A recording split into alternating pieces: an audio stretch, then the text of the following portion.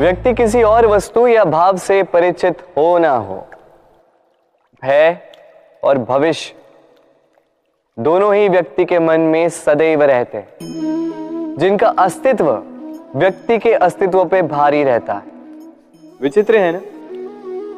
वह वो है जिसे आप नहीं जानते, जो अनजान है, और इसी कारण आपको भय लगता है कि ना जाने क्या होगा। भविष्य वो है जो अब तक घटा ही नहीं, तो जो घटा ही नहीं उसके विषय में चिंता क्यों? आपके हाथ में है वर्तमान। वर्तमान के कर्म सत्य मन से कीजिए और सोचिए ये कि अपने कर्मों को और कितनी श्रेष्ठता से किया जा सकता है। इसलिए आप विश्वास कीजिए, यदि वर्तमान के कर्मों को आप सत्य मन से करोगे तो भय स्वयं ही निकल जाएगा और भविष्य का फल अवश्य ही मीठा होगा। इसलिए भय और भविष्य से डरना छोड़ दीजिए, इस वर्तमान को जी। जीवन में हम कई लोगों से मिलते हैं। आप भी ऐसे कई लोगों से मिले होंगे जिन्होंने स्वयं को असफल मान लिया, निराश हो चुके, जिन्होंने ये स्वीकार कर लिया है कि इस जीवन में उनसे कोई कार्य हो ही नहीं पाएगा, वो कुछ कर ही नहीं सकते, किसी कार्य के वो योग्य ही नहीं। किंतु ऐसा नहीं, इस संसार में ऐसा कुछ भी नहीं है जो योग्य नहीं है। कोई ऐसा अक्षर नहीं है जो किसी मंत्र का भाग ना, कोई ऐसी जड़ी बूटी नहीं है जो औषधि ना, कोई ऐसा विष नहीं है जो समय आने पर अमृत ना बन जाए। और इसी प्रकार कोई व्यक्ति अयोग्य नहीं होता, उसे अयोग्य बनाती है उसकी सोच। इसलिए स्वयं को जानो, जान जाओगे कि आप क्या हो। अपने अंतर मन को जगाएं। आप देखेंगे कि जिस संसार की नींव ही बनी है आशा से, उस संसार में निराशा, हताशा और हार जैसा कोई भाव अस्तित्व ही नहीं रखता। कितना सुंदर पुस्तक है, सुंदर आवरण है, सजाए हुए पृष्ठ है।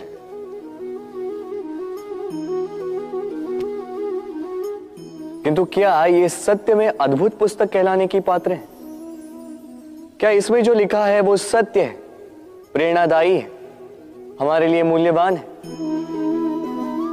कैसे निश्चय लिया जाए इस बात का? अब आप सोचेंगे कि सीधी सी बात है, आवरण को देख के पुस्तक की गुणवत्ता कैसे जानी जा सकती है? इसके लिए तो आपको उसे पढ़ना होगा, उसे समझना होगा, समय देना होगा, है ना? बिल्कुल उचित सोच रहे हैं आप। बस आश्चर्य की बात यह है कि पुस्तक के विषय में आप ये सारी बातें जानते हैं, किंतु किसी व्यक्ति के विषय में आप ये सारी बातें मन में नहीं लाते। व्यक्ति का मूल्यांकन भी उसके वस्त्रों से, उसके शारीरिक रूप से या उसकी सुंदरता से नहीं किया जा सकता। उसके लिए आपको उस व्यक्ति को पढ़ना होगा, उसे समझना होगा, उसे समय देना होगा। पर हम क्या करते हैं? पहनावे, रंग, सुंदरता को देखकर आकर्षित हो जाते हैं, उसे प्रेम समझ बैठते हैं और आए दिन कोई ना कोई ये कहते सुनाई देता है कि उसकी प्रेम कहानी सफल नहीं हो पाई, उसे छल मिला। किंतु इसमें दोष किसी और का नहीं, स्वयं आपका है। आपने उस व्यक्ति को समय नहीं दिया, आपने उस व्यक्ति के विचार नहीं परखे। प्रेम 2 क्षण में बनने वाला पकवान नहीं है, इसका स्वाद चखने के लिए आपको जीवन भर का समय देना पड़ेगा। तो समय दीजिए, एक दूसरे के रूप से नहीं, आत्मा से जुड़ी। निश्चित ही मन प्रसन्नता से कह उठेगा, राधे राधे। हम में ऐसा कोई नहीं होगा जिसने वृक्षों को ना देखा, वृक्षों पे इन पक्षियों को ना देखा, इनके घोंसलों को ना देखा, इन पक्षियों को अपने छोटे छोटे बच्चों को भोजन कराते ना देखा। संसार का सबसे ममत्व वाला दृश्य होता है। चिड़िया दूर से अपने चोंच में दाना भरकर लाती, स्वयं भोजन करने में असक्षम संतान की चोंच में डालती है, स्वयं भूखी रहकर निस्वार्थ निश्चलता से। और जब संतान के पंख निकल आते हैं, वो उसे उड़ना सिखाती और उसके पश्चात उसे स्वतंत्र कर देती है अपना जीवन जीने के लिए, इस आकाश में उड़ान भरने के लिए। और हम मनुष्य क्या करते हैं? जिस संतान को हम पंछी की भांति पालते हैं, उसके पंख निकलते ही हम उसे बांध देते हैं, ये सोच के कि कहीं वो दूर उड़कर न चली जाए। ऐसा नहीं कि इस स्थिति में माता पिता को संतान से प्रेम नहीं है, अवश्य, किंतु इसमें प्रेम पर मोह भारी पड़ जाता है, जो स्वयं अपने और संतान के भविष्य के बीच में बाधा बन जाता है। हम ये भूल जाते हैं कि हम केवल जन्मदाता हैं, भाग्य विधाता नहीं। तो जब प्रेम में मोह आ जाए तो वो प्रेम नहीं, स्वार्थ बन जाता है। इसलिए प्रेम को पास रखिए और मोह को दूर, क्योंकि जिससे प्रेम करते हैं उसका विकास नहीं रोका करते। प्रेम संसार का सबसे पवित्र बंधन है, पर सच पूछो तो ये बंधन से मुक्ति है, स्वतंत्रता है।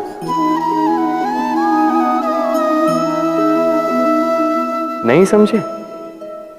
समझाता हूं।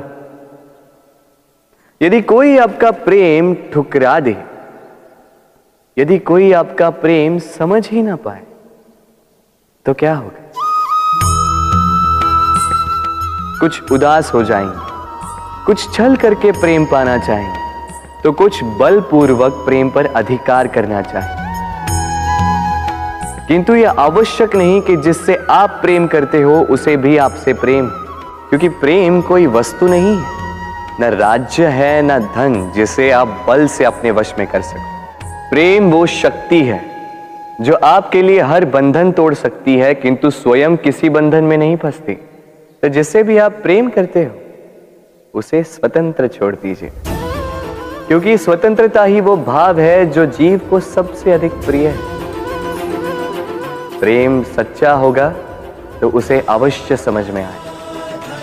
तब तक के लिए निस्वार्थ भाव से प्रेम कीजिए, स्वार्थ हट जाएगा तो प्रेम आ ही जाएगा और मन प्रसन्न होकर बोलेगा,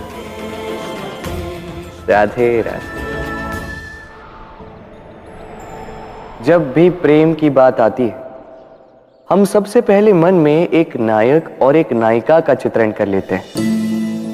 क्यों? आपके साथ भी यही होता है ना? पर क्या प्रेम केवल नायक नायिका के आकर्षण का बंधन है? नहीं, प्रेम तो परिवार से हो सकता है, माता पिता भाई बहन से हो सकता है, सखा मित्रों से हो सकता है, देश और जन्मभूमि के लिए हो सकता है, मानवता के लिए हो सकता है, किसी कला के लिए हो सकता है, इस प्रकृति के लिए हो सकता है। पर प्रेम कभी उस पन्ने पर लिखा ही नहीं जा सकता जिस पर पहले ही बहुत कुछ लिखा हो। जैसे एक भरी मटकी में और पानी आ ही नहीं सकता। तो यदि प्रेम को पाना है तो मन को खाली करना होगा, अपनी इच्छाएं, अपना सुख सब त्याग कर समर्पण करना होगा। अपने मन से व्यापार हटा दो, तभी प्यार मिलेगा और मन प्रसन्न होकर बोलेगा, राधे राधे।